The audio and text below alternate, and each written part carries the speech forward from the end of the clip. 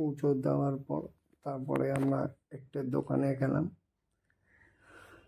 কচুরি খেলাম 20 টাকায় দুটো। এমনি ভালো খাবার। প্রচণ্ড বৃষ্টি হচ্ছিল, তো সামনেই ছিল কৃষ্ণকালী মন্দির, 2টোর সময় বন্ধ হয়ে যাওয়ার কথা। তো বৃষ্টির মধ্যেই ভিজে গেলাম মায়ের কাছে দর্শন করতে।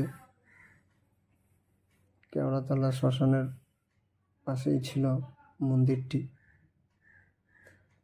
বেশি দূরত্ব না, কাছেই ছিল বলে যেতে পারলাম। তারপরে ওটা দেখে আমরা আবার ব্যাক করলাম, কারণ প্রচণ্ড বৃষ্টি হয়েছিল, পুরো ভিজে গেছিলাম। না তো আরও প্ল্যান ছিল ঘোরার।